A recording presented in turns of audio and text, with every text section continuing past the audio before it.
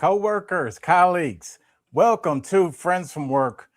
That's Tori literally walking away from me.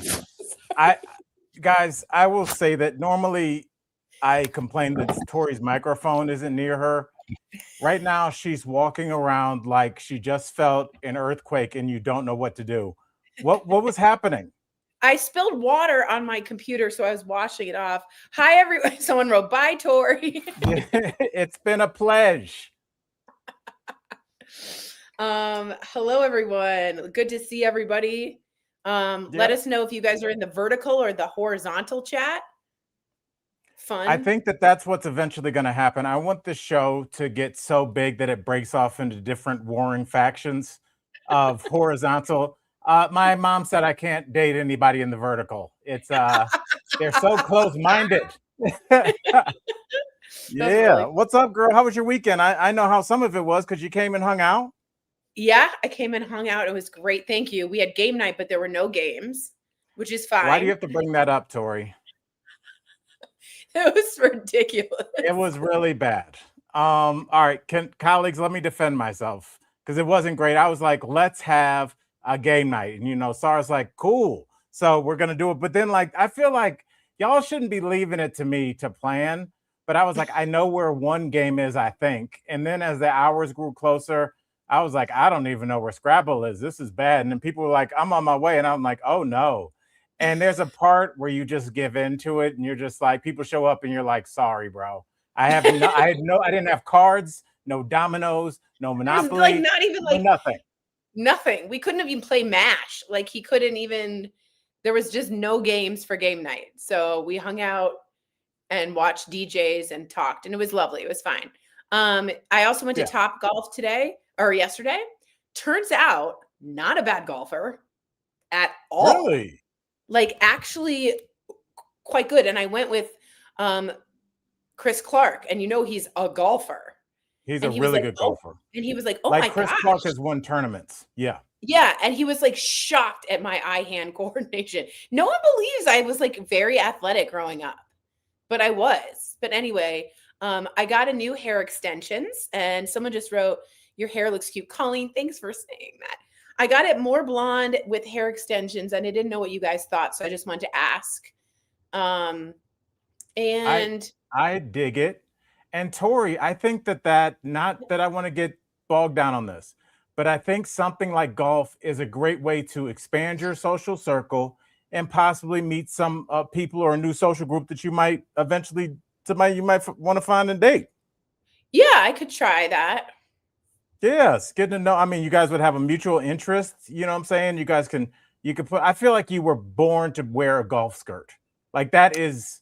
I could do that, and I think I was very amazed that I could do it. Right. I was amazed I could hit the ball. Now I played a couple times before, but I got a nice relaxed swing. I got the torque. I've been working out at yoga. There's some muscles being built. It's 75 degrees outside, so we were doing well. And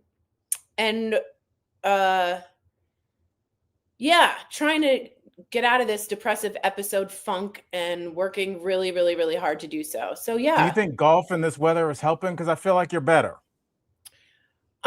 Sometimes with the weather, do you guys want to know something sad? Thanks, Sue. She says, love the hair. I picture that other people are doing a lot more things in the weather than I am, because I don't have the friendship or the relationship. And so I get sadder in the nicer weather. Does that make sense? Yes, but I've talked to you about this, and colleagues, please back me up on this. Tori does this thing where she thinks anybody that's not in her line of vision is being bathed by those beautiful African women in Coming to America. They're just killing it. I wish I was with them. Tori, people ain't doing nothing. Everybody hypes up their weekend. Nobody's doing anything. No, there's Patrick's Day parties and craft making and ceramics, and couples are strolling around some kind of body of water. There's bodies of water, and there's bars, and there's restaurants to try. And I just always feel you can go into all of those now. It's prohibition. Tori, there's so much stuff, and you're somebody's doing ceramics and I'm not invited. Those are people that like you.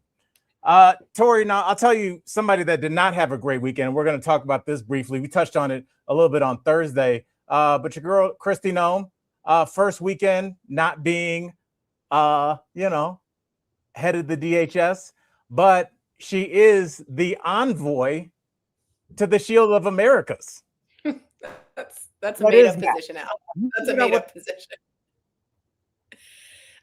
Nobody knows what that is, including Trump. He put a lot of words together that like came from Avengers. He's like shields, envoy, special. Like none of that makes any sense. And also, she knows. She knows. The next thing that I'm hearing from people in DC, the DC rumor, we should have a thing for the DC rumor. Oh, that's like going down. Do you know what I mean? Like what I've heard. I get it. Okay. Hello. Is that, and I got my star chart read. I'll tell you guys after. Yes. But is that Tom Tillis, who is a Republican, he is not getting reelected. He's retiring. He's not trying, so he can do whatever he wants. He's the one who called out Kristi Noem so well, along with John Kennedy, who is a Republican who also got her fired. But they are now calling for Stephen Miller to be removed. So that is coming up in the DC underground talking points. That looks ridiculous. That looks like a new failed football league. Yeah. That's totally like, we're going to compete with the NFL, but we're not going to be woke. You're allowed to kick your opponent in the face. And it's like, this is not going to be a thing. No, it's like him wearing a white baseball cap to salute dead soldiers, which was absolutely outrageous. This looks absolutely outrageous. So it does look like something from Marvel. Again, he just picked stuff from Avengers to like. It was one of the weirdest things that I've ever seen. And, Tori, to that point, since we are talking about the Shield of Americas, I think everybody were so bogged down in Epstein in Iran. People don't even realize that we have boots on the ground, which I hate that term. We have human beings, American citizens risking their life, in Ecuador. And we're headed for, we are right now trying to starve out Cuba, 90 miles off the coast of. Don't forget about Greenland. Greenland's also in there. Greenland. But like when we start talking about, destabilizing Venezuela, destabilizing the Middle East, destabilizing the Caribbean, and now Ecuador, like, what do you think his plan is? Like, what is he trying to do? Because I heard a rumor and I want to run it past you. Oh, your conspiracy theories are so good. But they're like real. And many of them have come true. Like so many of them have come true. Colleagues, are y'all ready for the latest? Here's the tea that's going to possibly end our existence. But this is the plan. You know how you always just look and you go, okay, Trump cannot allow. You look like you're throwing up the white power symbol. Somebody's going to screenshot that. I'm sipping tea. No, and then you gave the fist like, I'll see you guys at the rally. I didn't mean that. Tori, here's the plan. Okay, now I don't know if I told you, maybe I was telling Sar something she probably didn't want to hear right after work, that we got rid of the head of our cybersecurity. We fired him. By the way, the person tasked with that was appointed by Kristi Noem. His only other previous job besides defending the United States from cyber attacks was working as an assistant for Kristi Noem in South Dakota. His next job was cybersecurity of the largest country, biggest military that's ever lived. That was his next gig on his Indeed reports. So obviously he sucked and he got fired 2 Wednesdays ago. So that means 2 days before we started a war with Iran, we had hired or had an interim head of cybersecurity for our country. Iran's number one way that it defends itself is cyber attacks. That's what they do. Some people do, espionage. Some people do honeypots. Some people do terrorist cells. They go after people through through trying to shut down, your infrastructure in cyber. So the reason that this is important for the T is that they're saying that Kash Patel and Trump gutted our cyber attacks to allow for a cyber attack from Iran. That so would then allow them to say the elections are not safe. Yeah, we can't vote. And we need to nationalize them. And it allows them to, in the second possible spinoff from that is, which is very morbid, but you know what a false flag is. Correct. Okay, a false flag is basically like, a government that is doing something unpopular, having an event happen so that it rallies the nation behind them. I believe Germany tried it with the Reichstag fire. You've heard of that, where they set fire to one of their buildings and they were like, the Jewish people, and everybody's like, shut up. Sometimes they work, sometimes they don't. What they are also possibly allowed to let things happen is a real life terrorist attack happens, 9/11 part 2. Because then what happens? That's going they all rally against, get patriotic. Including the United States. Think about like where Bush was after he spoke on that pile of rubble at 9/11. I think his approval rating was at like at 93. So yes, an actual terror attack or a false cyber attack, because how could a country this size not have unbelievable cyber protection? How could that happen, Tori? I'm not disagreeing with this one. I'm not disagreeing. I think anything at this point to stop those midterms, he's throwing at the wall, including wars here, there, everywhere. When he ran on, I'm going to stop all the wars. I want the Nobel Peace Prize. And now it's like war. I don't think you're wrong. I think you're absolutely right about how it gains patriotism. I think you're absolutely right about allowing the elections to be rigged, or there's something happening, or we can't have them, or there's martial law. I think he's getting more and more desperate. And what do I always tell you guys? He was taught by Roy Cohn, and Roy Cohn was, when you're on the defense, go on the offense as hard as you possibly can. He doesn't, in my mind, care about soldiers being killed, even American ones. I think he really doesn't have empathy. So I really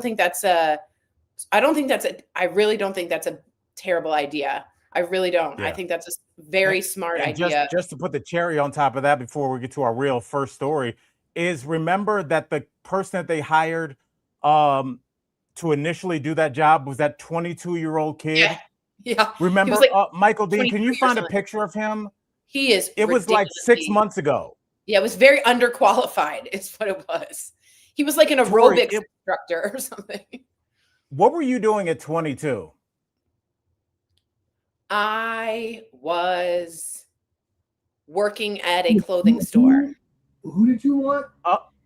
There was a 22-year-old kid that they appointed to be head of like our cybersecurity. It was like 6 months ago. Not Big Balls. He was with Doge. He was like 26. What is this, the real world? Are you serious? By the way, Sean Duffy was on the Real World. He's our Secretary of Transportation. Yeah, so excuse me, Tori, this is the real world. Excuse me. That's so disturbing. Also, you look like you're running or biking in a Colorado marathon. It's cool. Me? Like you need a bib to be like 451. I don't think I'm ever gonna do that. I just quit. No. There's a part of me that's like, who cares? Most people are like, I knew that last mile, my foot was broken, but I was gonna finish. There's just some people. I remember sitting on the bench in high school in basketball and seeing how like serious guys took it, and I was like, this is not for me. I like basketball, but I was like, they're not on our home turf. I was like, who cares? We're all moving in a year. Who cares? I was on the varsity lacrosse team. I'm really good at lacrosse. Again, athletic. No one believes me, but I was really good at defense. And they're like, all right, guys, let's start our practice. We're going to go 2 mile run, 1 mile out, 1 mile back. And people just started running. And I was like, dropped my lacrosse stick and like walked away. I was like, excuse me? No. I'm out.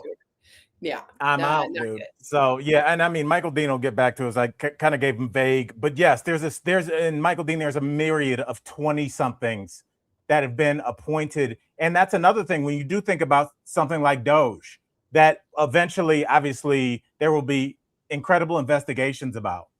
Do you think anybody with a real career going through everybody, all of our colleagues' personal financial data? Do you think anybody that's really in that business doesn't know, we'll go to jail for this? That's why you got to get 20 something. Oh, They're like, cool. No, is that the guy? Yeah. That's the guy? Is that him? No, I thought he had long hair. That's Michael Kratsios, the 4th Chief Technology Officer. There's one with longer hair who I believed was I don't know. Yeah. Either way, he just looks like Conan O'Brien's brother that like was conservative and not funny at all. It's like telling his brother, where are you going to go with those jokes? Yeah, it's Michael Dean. Thank you. But yes, these people. What's that? Is that the other one you're meaning, Tori? I think maybe, yeah. I don't know. The other guy's way younger. I got to find him. I need to find the actual story too. No, that's fine. I gave you pretty vague instructions there, Michael Dean. All right, Tori, let's get to our first story of the day.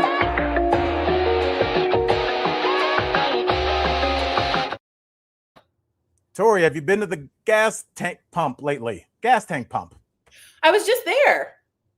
How was it? Because I noticed it on Friday. I had a gig in Golden, and I had to stop, and I was like, "Oh, really?" So it went up a lot. It went up a lot, and I'll tell you one thing: our country can all agree on 2 things: we like dogs, and we don't like high gas prices at all. Like Democrat, Republican, that's just not going to be a winning number, which is why there's a lot of distractions. Ecuador, Cuba, this, that, like, so that you don't worry, there's too much going on for you to focus on one thing. But it's a bad look for Trump, the business guy, to have such high gas prices when he yelled at Biden and talked about it endlessly about the gas prices. All right, well, Tori, I'll set the story up. Trump's mystery oil plan. As the U.S.-Israeli war with Iran sends oil prices soaring, I felt that personally. Trump says he has a plan to keep things under control. I have a concept of a plan. He's not saying what it is. Right, remember that? He's just not going to tell us. Do you remember the debate with Kamala? I have an outline of a plan. No, he was on an interview. What about healthcare? You didn't like Obamacare. What about your own healthcare plan? You've been touting this for 10 years. I have the concept of a plan. And everyone's like, oh no. I can't believe he says that out loud. Tori, you would probably be able to answer this for real. Can a president really control oil prices during a war? Oh, no. And just so you guys know, the purse strings and all of that are always done by the Congress. Congress is always in charge of the appropriations. But during a war, oil is going to go up and down because of the embargoes, because of who can get it, because of supply and demand. So it's not like he can wave a wand and be like, they're going to be $2. There's no way. He has a mystery plan because there is no plan. And like, are we really listening to a president that has mystery plans? Like we're in Scooby-Doo and like, we're like, it's that guy. Like, this is so, and agreed. Marcy, I just want to say, show us the Epstein files. Like every time we go through all these things, it's just like, bring us back to, did you rape an actual child? Like that question needs to continually be at the end of all these sentences. I don't know, Tori. I don't know if it's still a question anymore. I mean, over the weekend, and again, I think it's one of those things that comes out on a Friday. We all know that anything that comes out on a Friday is real bad. I think Friday Roe v. Wade was like, yeah, it's always like, yeah, Friday night, go have fun at the club. Oh, by the way, ladies, when you're back, we have something to tell you. Yeah, it's always bad. And this Friday, what I did learn about oil prices, we can't control ours, Tori, because that is a mystery. But guess who doesn't have as much of a mystery? India. They took the tariffs away from Russia so that they can now sell oil to India because we've kind of pissed off an ally. So we clearly can slap and remove tariffs against people that we are currently liking or not liking. But it just appears that for the American people, I don't know. Somebody's just texting me, asking me for the access code. And I'm like, I'm not doing, and it's in Spanish. So that's terrifying. Did you order anything? Yeah, what's that? Did you order anything? No, I don't Maybe know. someone's trying to get it. Okay. Yeah, I don't know who this is. I don't have, I'll just leave it there. Hold on, let me talk to her right now. Hello? Jackson? Yes, this is he. Oh, okay. You can just leave it right there at the door and I'll come down and get it. Thank you very much. Thank you, brother. Have a good one. Thanks. Wow. Yeah, I agree with Michael Dean. That was embarrassing that you took a picture of my door. I'm like, I believe you. Good for that guy. Yeah, your story checks out.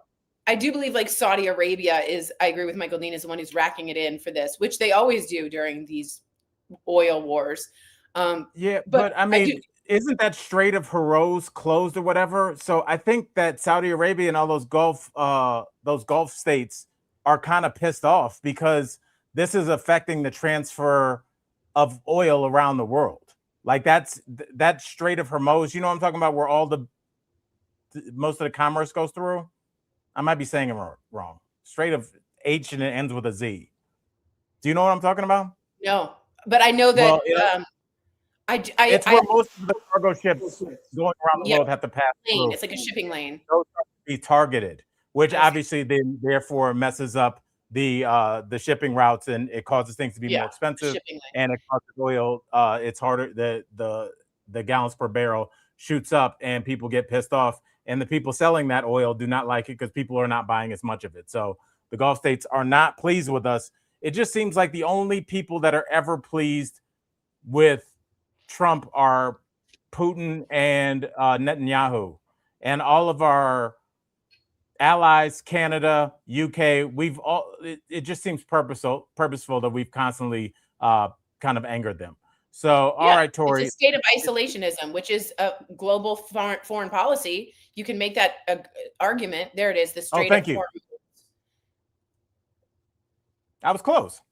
You were really close. So you see, Tori, where that strait is, it's the ships going through there, obviously like a sitting duck going through there. So when you attack those ships, if Iran attacks those ships, all of the oil and all those kinds of things obviously cannot get out, which causes the oil that does go up to be highly valuable because there's not supply and demand. So we can just see that this is I guess that's my question to you. If we're doing the isolationist thing, how are we in Ecuador, Cuba, Iran, and headed somewhere else to a neighborhood near you soon? Like, which one are we? That's the point. That's the chaos president. He's always called himself that. He wants that. He wants us to be so distracted. Again, we're not talking about Epstein, nor can we do voting. This is all his wheelhouse of, I have 18 plates in the air and I can't focus on any of them. So I'm over it. And that's what he runs. That's how he runs his ship. People get fired, they get hired. They get fired, they get hired. It's like there's no strategy. There's no long-term plan. When asked about who would take the vacuum in Iran, he was like, well, I don't know. It could lead to some very bad people. Usually you have someone in mind. Instead of blowing them up, you would have had that thoughtfully planned out strategically so that you have something in the Middle East in which you guys can control and be partners with. But it could be the Islamic Republic, which would be absolutely the worst case scenario. And he even said, and I don't know what's going to happen to these people in Iran. Well, a leader doesn't not know what's going to happen. I mean, it's just not how it works here. The Iranians do know, Tori. So thank you for transitioning into our next story so perfectly. Iran's new leader, are we talking, is this a worst case scenario? Basically, it's Khomeini's son. Mojtaba. Am I saying that right? Mojtaba? Yeah, sure. Mojtaba. Khomeini is now Iran's new supreme leader, and Trump is openly saying he's not happy about it. Trump wanted the people he accidentally killed in there, and he wants to have a say in what happens next. Is this possibly the worst possible replacement? I believe this is the son of Khomeini. I mean, of the Ayatollah that was just killed. Right. Yes, and his. Did we also kill his mother as well? I don't know the answer to that. I believe that we did. So let's assume that we did. I'll maybe Michael Dean can corroborate that. But so we now have somebody that everybody's saying is a lot more right wing than his father was. Yeah, now fighting for his father's memory. Right, with anger and rage. Oh yeah, and then there's this, jihads can start and all of this because of what you did to our country without provocation and all this stuff. Dustin says he's not a fortune teller, meaning Trump. How is he supposed to know who's going to be the next leader? Is he supposed to lie to you? And I appreciate that question. I don't think he's a fortune teller, but I think any leader with any kind of strategic capabilities has a group around them that has someone in place, especially in the Middle East. The one thing you don't want to do in the Middle East is leave a vacuum, because that can bring an entirely new group that's even more conservative or more right-wing or more fanatical. And if you Tori, are, I mean, if you shoot you from had the an hip example that, like Iraq, yeah, right. So when you shoot from the hip and you don't know, and you openly admit, I don't know what's going to happen to the, then that's the sign of a poor leader, because at this point you've left that entire region in a really, really, really bad spot with some allies around that are going to be in trouble. So again, I just think he shoots from the hip, asks questions later, it's like Bam Bam. I always say he goes in, bam, bam, bam, and then whatever happens, he'll deal with it after. But these are people's lives. This is an entire country. This is an entire region. And it can completely change when someone comes into that vacuum. And they should have had a strategy on that. They should have. That's what you do in wars. You don't just shoot off randomly and see what happens. That's not what a 2026 leader would do, in my opinion. Right. And I, first of all, I do appreciate that question. And we do love questions that kind of question us and what do we think about certain things. He isn't a fortune teller, and no leader is, but that's why they have intelligence. People around them. Exactly. Right. Yeah. What is the Pentagon, the CIA? Their job is to have looked at, like, what is the best case scenario in terms of what is the scenario in which, yes, the Ayatollah is in this room, but also the people who want to replace him are in this room. And then you do the math on whether it's worth it. That's the kind of things you can't know for sure, but your intelligence at least allows you to make an intelligent decision. That's right. Informed decisions. Yes, that's right. And sometimes, like Obama, when he went after bin Laden, they were not 100% sure that he was in that house. And he had to make the calculated risk that was going to happen from his intelligence. And he happened to make the right decision, but with no kind of idea of what's going to come next.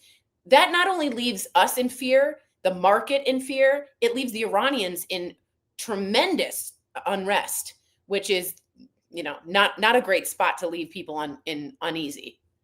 Absolutely. And, I was listening to this interesting thing because I think a lot of Americans, we're still going back and forth on whether we're going to send U.S. soldiers there. And I think that a lot of us have this illusion or maybe this hope that this war will end after a bombing campaign. Mm-hmm. But I listened to a 1 hour an air bombing campaign. Thank you for clarifying. And I listened to this professor of war tactics that have been used in the last 2 centuries, and there is a 0% success rate for just a regime change with just an air attack. Yeah. He said what air attacks do, if you think about Britain, when they were being bombed by the Germans, it unites people. Exactly. I mean, think about how many people do not like Trump in this country. If bombs start landing outside, we'll be like, what did the president say to do? That's the quickest way to unite a people that are fractured.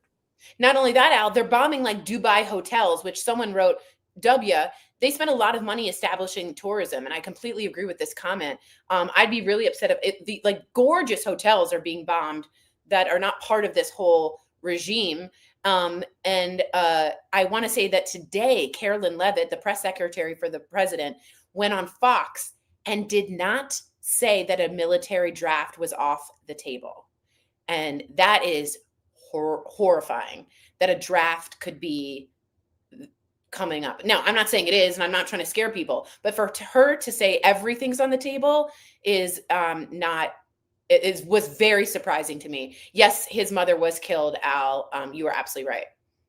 Right. Yeah. So, I mean, just imagine the fervor in which you would fight, if both your parents had been killed and you were now tasked to run this country that is under this country, that the quickest way to unite these people that were fractured. I see Dustin saying, if there was such unrest, why were they cheering and chanting America in the streets? I will just tell you this, Dustin, it was not a super popular regime. That's exactly my point. Yeah, no one liked exactly my point. Right. Yeah. Right. No one liked the Ayatollah. That was a good move, but you needed to do that strategically, assassinate whatever, and then not start bombing random hotels in Dubai.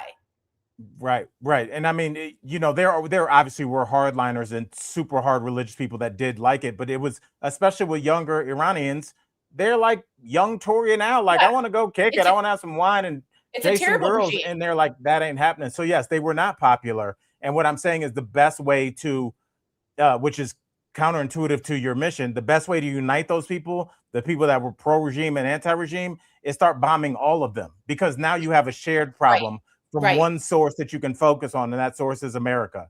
Totally. And that's when you have bigger issues. So absolutely.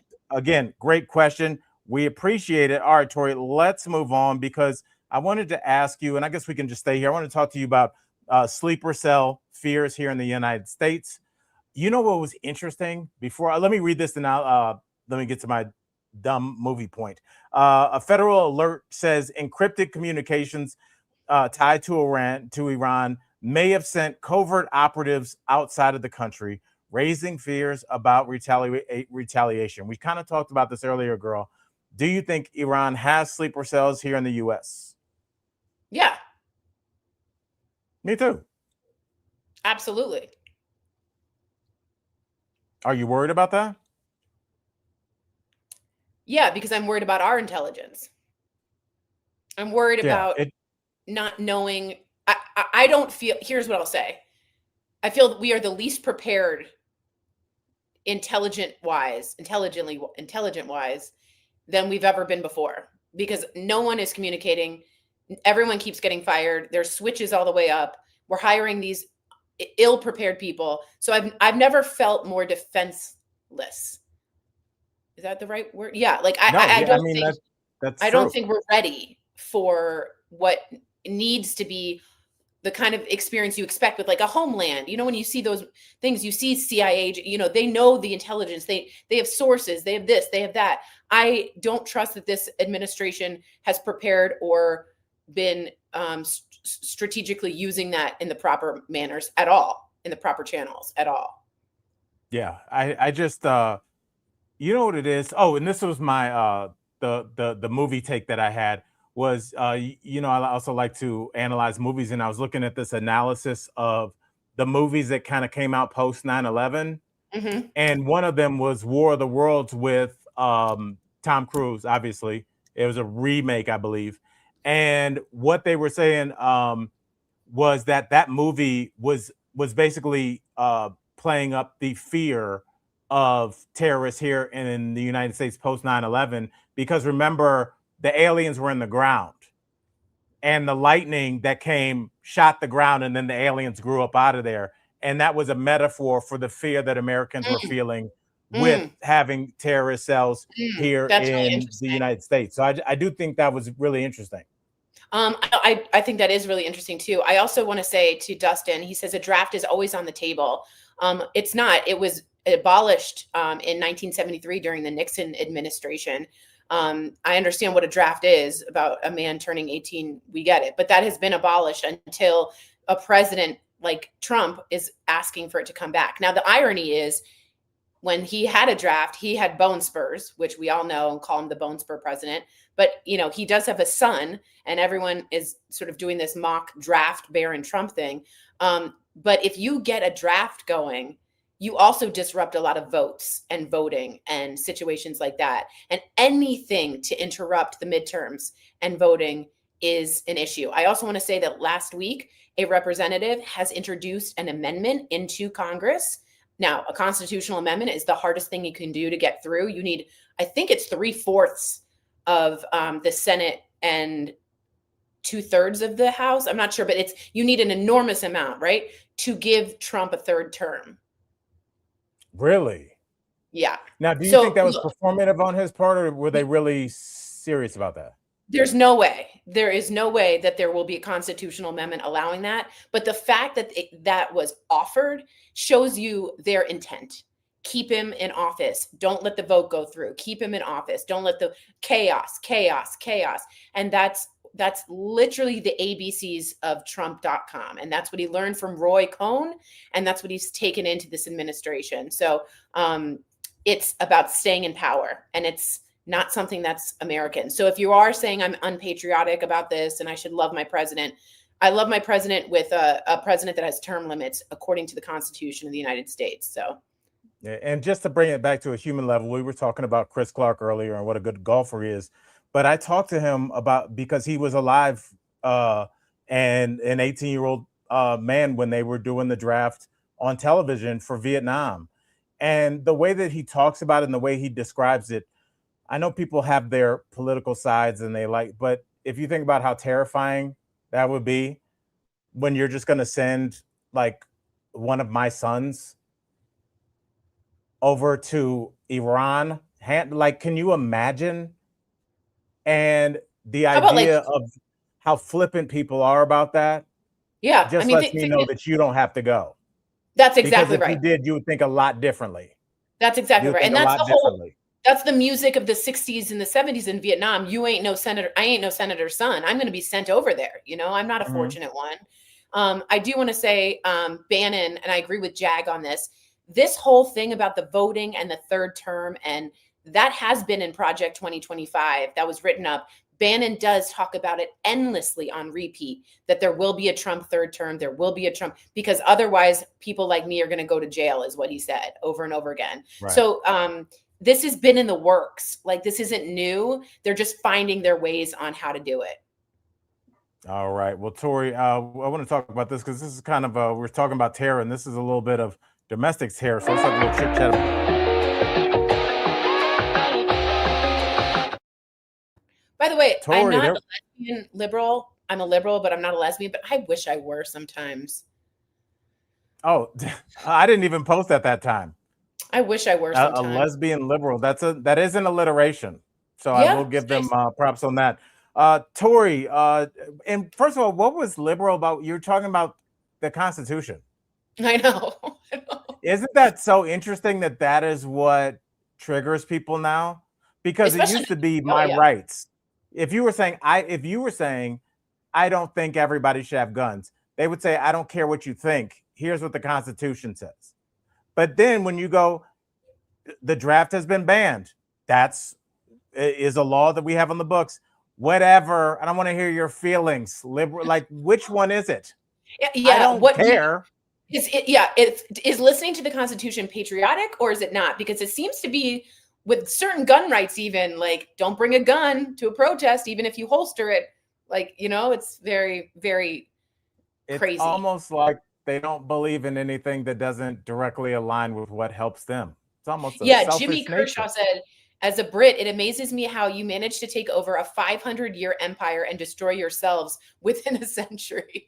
Well, we're a baby country, sir. We are a baby country. And this is what we would call the growing pains, because this is something that has never happened in our country before, and it is taking us down. So yeah, but I just think the greed, and I think the new revelation that, you know, when Trump, remember when he first started going, the election is rigged, and then Kerry Lake tried it. They're just these tactics that had never been tried before. People used to, you know, I don't like, you know, Tori and I had a hard fought campaign against each other. I recently just called her headquarters to congratulate her. She'll be a great leader here in the state of blah, blah, blah. And now it goes, Tori, look, Tori's a little lizard person. Okay. She is trying to kill your babies and eat them. And the election was rigged.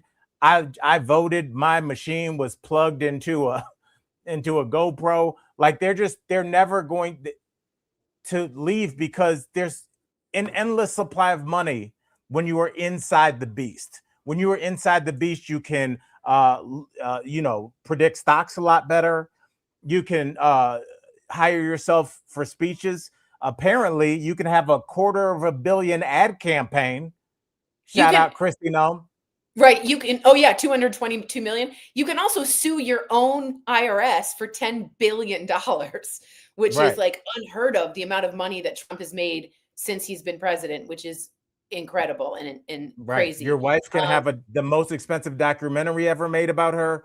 You can do, because let's be honest, there's a lot of ways to get rich, but power is attractive to a lot of people. And once they get there, this ain't 94 or, you know, whatever year where like you just have a politician. I don't agree with my opponent, but now it's just like, you were going to take me out of this office kicking and screaming, Yeah. you know, and maybe I'll just get some people to show up on January 6th and we'll do it like that.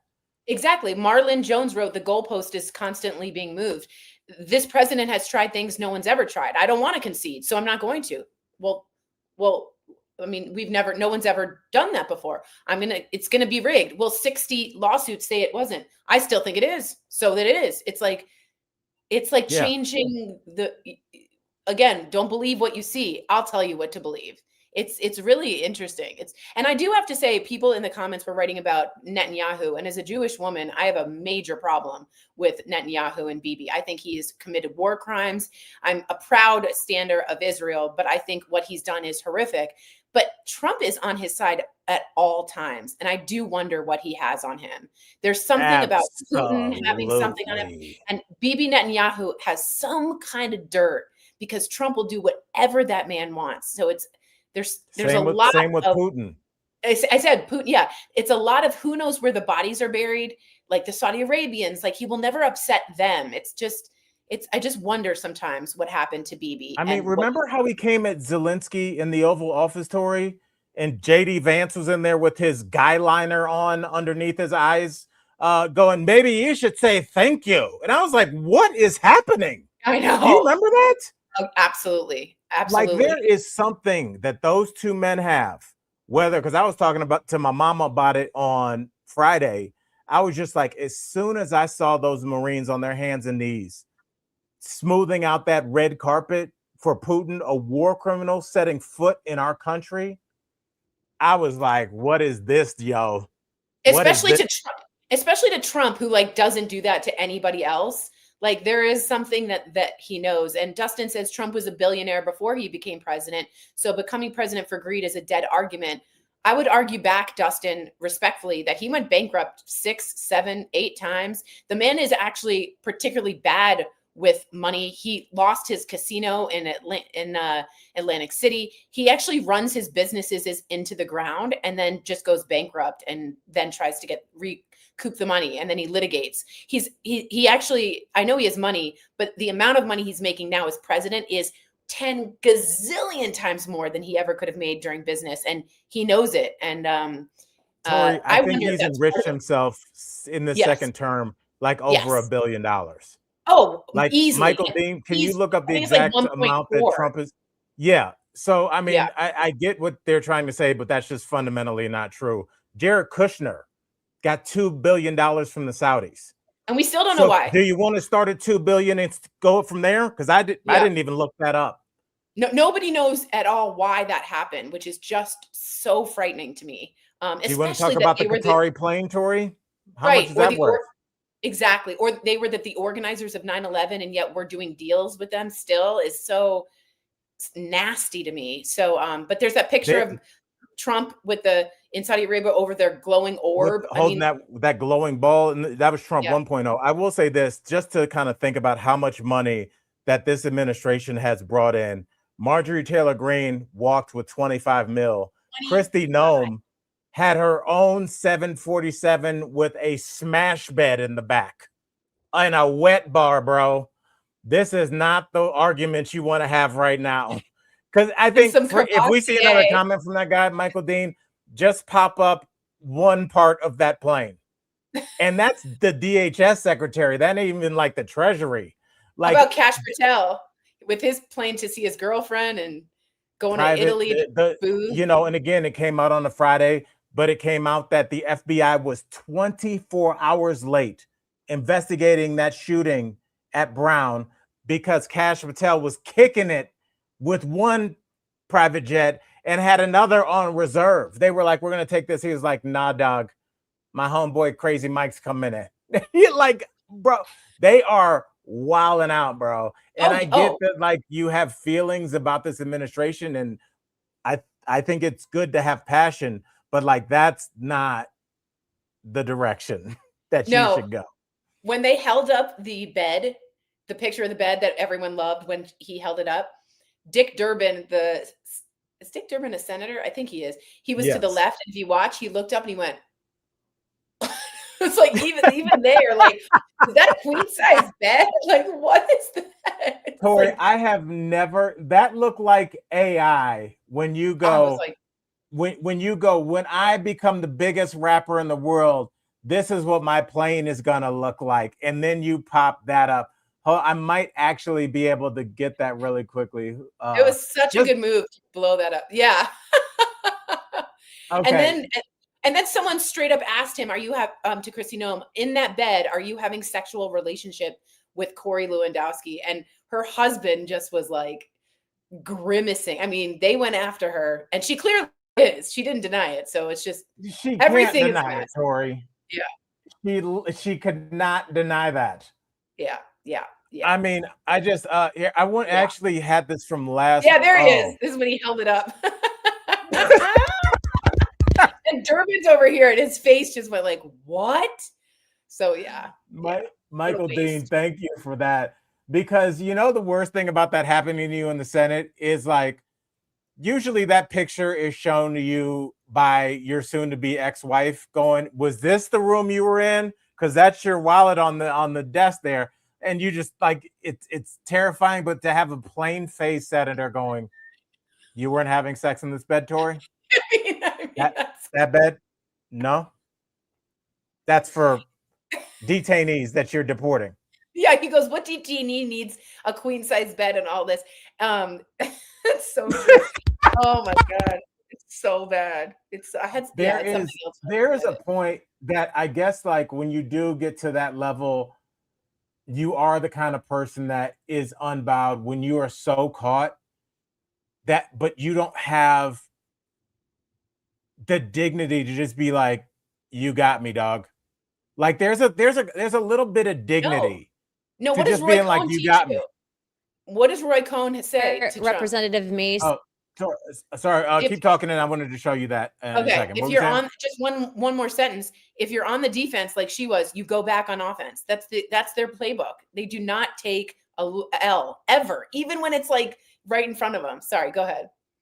No, this and the reason I wanted to play this last week, you know, this clip really hit me because when you watch how disgusted this woman is by the treatment of this administration by women in general, I think it's the one aspect that they're not really going to be able to account for is how many male, but a lot of female Republican senators and Congresspeople vote against uh, bills that they push because they're so done with this administration. So, Tori, take a look at this.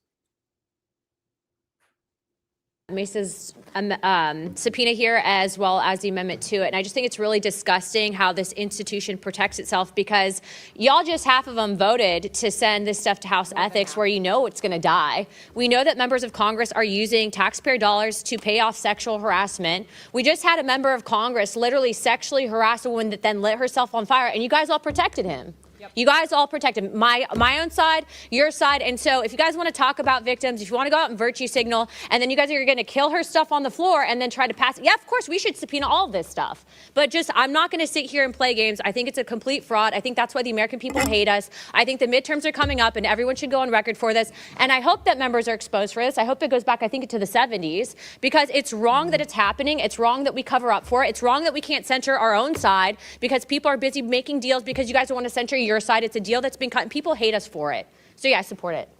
Thank you, Representative. I like the end where she goes, "Yeah, so I support this." Yeah, I was like, yeah, so this is that what just it is. really hit me, like how. Oh, well, sorry, I keep doing that. Oh, who's that? That's no. Is that our girl with her husband in the back? No. Yes, that's Oh, Christy maybe Noem that's and her her husband. blankie. That's her blankie. Remember how she fired the pilot on the left there. That's her blankie. Yes. So, But is that her husband behind her? No, it's not. I know what her husband looks like. By the way, sure? I'm positive. Jared Moskowitz, the representative who I love, he wore Justice for Cricket, the dog she shot in the face pin, and then had a blankie for her to hand over to her. He was like, "I brought you a blankie." Everyone laughs. So I did want to ask Michael Dean, is that the picture of her now flying? It looks to be on JetBlue down to the Shield of the Americas. because you know it's going to be tough for her to go back to coach. Yeah, like, do you have a Craftmatic adjustable bang bed back here for me? You don't. Okay. What a dirt bag. All right, Tori, we got to get to this really quickly.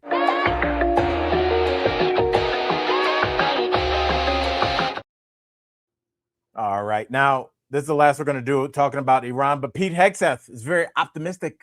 He says they're going to unconditionally surrender. They'll have no choice, and warns that this conflict is just in the beginning stages.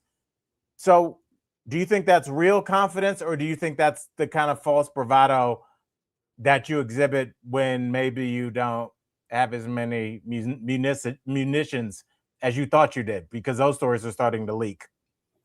There's a little tell when a politician says this is going to happen like real quick, or especially Hegseth. What he means is it's not going to.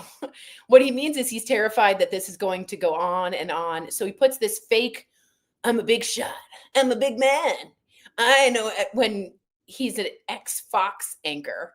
I think they're terrible. I think they realized they stepped in it's like trying to fight a war in Afghanistan. The Russians failed, the Americans failed. It's all caves. Like the terrain is so difficult that no one can ever do it. The French tried, Napoleon tried.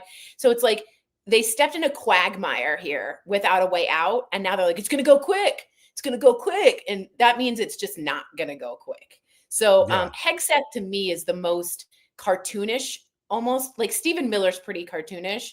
But I do think Hegseth could be like a South Park character. Like it's so, I never peaked in high school kind of dude. You know what I mean? He's like that guy. So I don't believe anything Hegseth says, nor do I trust him in any way. So I went on a deep dive because you told me to on his tattoos last week. Yeah, he has white. We can actually do that tomorrow. His tattoos are deeply. I have a couple clips that I saved to explain like what those tattoos are, because when you see those tattoos, you go, "What is?" It's not like an out and out, like, you know. It's not a swastika. It's not. Yeah, but it's a white supremacist tattoo. Right, and there's symbols that are found apparently in a lot of super alt right wing ideology. You know, with I forgot, it's like the number 8 isn't, but there's just a lot of symbology there. 8 is H in the alphabet, and H for H. Oh, there we go. How do you have those? That's amazing that he did it so quick. Yes, thank you so much. Hebrew in there, some Latin, and then the one on his chest is particularly used in white supremacy over and over again. But 8 is apparently that was used not in the Crusades, but back around those times. And then they took that symbol and they kind of repurposed it with this. And I think that tattoo with that cousin of a swastika is along with the word number 2. Those two things together in right-wing spaces mean something. That's I didn't go into it, but that's why those are present. I believe it means like take back our home or something like. Yeah, it's Christian. It's white Christian nationalism, and those symbols are read in a certain way. If you didn't know, 8 is the H in the alphabet, and you'll see 8 a lot, which stands for Heil Hitler. So 8 is used in this culture a lot because of the Hitler aspect that replays with the H, which is all right. Well, Tori, keep talking. I almost don't want to look this up, but like it says it's a Latin phrase meaning the dos vult. It's a Latin phrase meaning God wills it. The rallying cry during the First Crusade, and the symbology for the First Crusade is a red whatever's on his pec there, but it was just one of them. In modern times, it has been adopted by far-right extremists and neo-Nazi groups, often used in xenophobic, anti-Islamic, and hateful contexts. So that's all over the body of our, I think he lost a job because of those tattoos actually previously. I did want to say something about Colin Gutentag says, I think that Colin Jost is doing if you haven't seen the latest SNL, he does Pete Hegseth. And he does it very well. I mean, it's one of those like Tina Fey doing Sarah Palin ones that like just stick out as like a particularly good impression. But he's a joke. I mean, to me, he is in so over his head that he himself is scared. That's what I think is happening. So, all right, well, and a lot Tori, of this, yeah, go ahead. Okay, we got to get to this because this is something that I think that will actually affect a lot of people.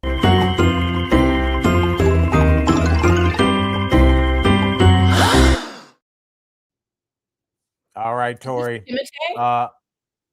What's that? Is this Timothée Chalamet? No, this is Ticketmaster finally getting checked. The Justice Department has reached a settlement with Live Nation that could force more transparency and let rival platforms compete directly on Ticketmaster's site. Will this actually bring ticket prices down? What do you think? Yeah, I think more competition equals. I think what they've done is just a huge scam.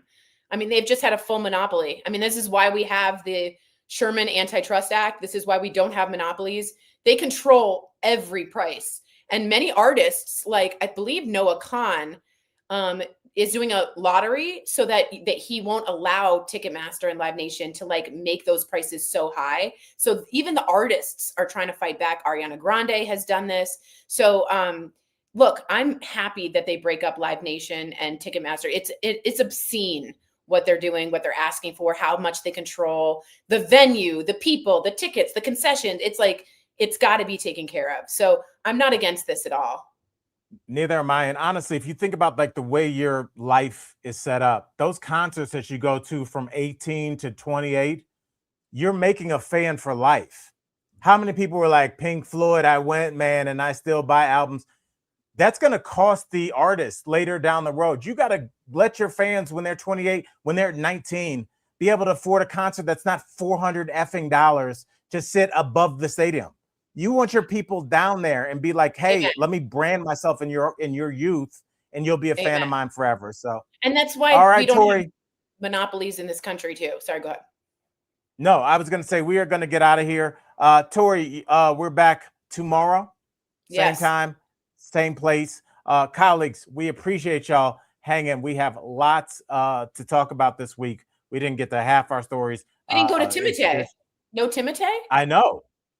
I honestly, Tori, my computer's doing that thing again. I knew it. So I gotta get out of here. That's why, like, dude, why'd you leave the party? That girl was all over you, and it's because you kind of shit your pants. And you're like, she was gonna go home with you. You're like, I didn't feel good. You gotta get a new computer. I don't know if it's a computer. I think it's StreamYard. Honey, no one else is having this problem. No one. Really? Yeah. I feel bad. All right. That doesn't mean I don't have to go immediately. Michael Dean says it's your computer, Al. All right. I'm going to send a picture, and I'm going to show the colleagues, hopefully. Like, we need to all get together and get Al a new computer. It's just like after a while, the dashboard just shuts off, and it just gets super sad and weird. That's not normal. That's not normal? We started a GoFundMe for you, Al. Well, how's that doing? Hold on. Okay, it's sending now.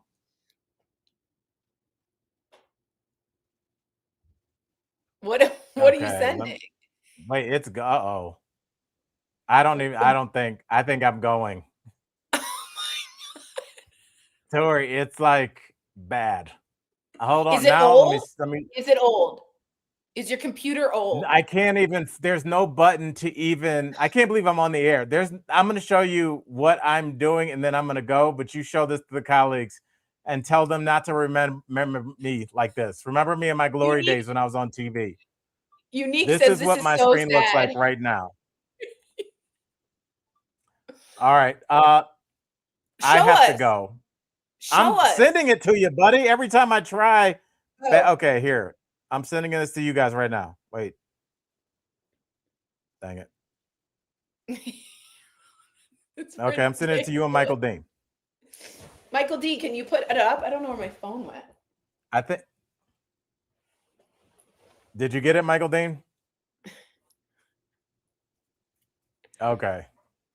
I just want to see your reaction, Tori. I don't have any buttons left anyway, so I'm just looking at a white screen with you, Dick Durbin, and Michael Dean. I don't even know if colleagues are even here. We're in the void. They are. And someone said you need to feed the hamster. My screen looks like right now.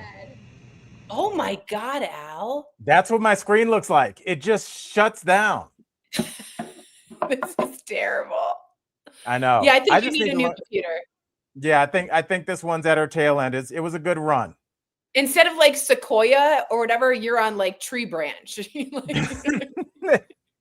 Yeah, this is it's not good. It's sad because I've had a lot of good. I wrote my book on this laptop. I don't want to let her go. Totally. And you can keep it, but perhaps invest in something where you feel comfortable staying for the hour that we promise. And I really wanted to get to Timothée. All right, well, let's get to. I mean, I just can't do anything, but I could keep talking. Okay, Timothée Chalamet really stepped in it. He said, I don't think people really want or care to even go to the ballet or the opera. And who knew? The opera and the balletic crowd have come out pirouetting. Let me tell you, they are ariaing. It is not a good look. For someone in the arts too, who's like that was French. Tori, in what context did he say that? I think it was during an interview, and they said something about the ballet, and he was like, I don't think a lot of people are interested in the ballet and like, or the opera. He says, I don't want to be working in ballet or opera, things where it's like, hey, keep this thing alive, even though no one cares about this anymore. Oh. And let me just say something. Timothée Chalamet, or Timothée, is French. His sister is French. They speak fluent French. They are from, it's like, don't insult the arts when you yourself are a creative and an artist. Like, that was a bad, bad move. So he's trying to do some cleanup now. How is he cleaning up? Because I will say this, I was trying to think, how would I defend what he said? There is truth to the fact that opera and ballet are extremely niche. But I think that just because it's niche doesn't mean people aren't into it. I think there are some people that are fiercely into ballet, into opera, into community theater. Into modern art, into absolutely. Right. It's not a Hollywood blockbuster. It's not Jurassic Park reboot, but it doesn't mean that it's not valid. But if I'm defending him, I would say they are niche in terms of, like, if you interviewed 100 Americans, how many would say that I've seen a live ballet in the last 3 years? I think a lot of people. I mean, that it's the opera gets filled, like it's sold out. That's a good point. It's just, I think he just came at it from the wrong perspective. And at this point, you just got to be like, I'm Timothée Chalamet, and I'm sorry. Like, you have to, you really have to. And there's some really cool, innovative new ballet groups coming up, and choreographers and artists. And it's like, I don't know. He just stepped in it. I've stepped in it before too, but like, I just don't think that was a good look. And everyone loves Timothée Chalamet. Yeah, so they do. And I just think this isn't a career ender. No. You didn't go, and while you're here, let me talk to you about the Jews. Like, it wasn't terrible. It's just like, it sounded like a young guy talking out of his ass. Yeah, it's rude. It's rude. Right. Yeah. People love the ballet and opera. Yeah, people are writing in. They go every year. I went to the opera in Vienna. Oh. It was 4.5 hours. 5. There was, I think, two intermissions, 3 intermissions. Michael Dean says, you said it was terrible. It wasn't great. But it was really long. But it was really, really long. Marcy sent you $2 for your new computer. All right, Marcy, that's all going in. It's all going in the fund. You guys are joking. I'm taking that $2 and put it right in there. A little digital piggy bank. I can't believe I'm still talking. If you knew what I'm looking at right now. Oh my God. Oh, but I don't know. Anyway, Tori, let's hope Timothée keeps his PR people closer to him. Colleagues, we'll be back tomorrow. We hope. I'm just going to be, what, we're not? Well, if your computer is allowing us to. Well, no, I have this gigantic Mac Mini. I just don't know how to get the camera on it. So it's just like that camera that just shows the whole, it looks like the security camera that was like supposed to be looking at Jeffrey Epstein's cell. It's just too big of a camera, but it's a great computer. So I have, it's a real Sophie's choice here. Do I want sticks and gum computer, or do I want state of the art but horrible camera? So you guys choose. You make the decision. Last question, colleagues. I love y'all. Yeah. Michael Dean, take us out of here. See y'all tomorrow.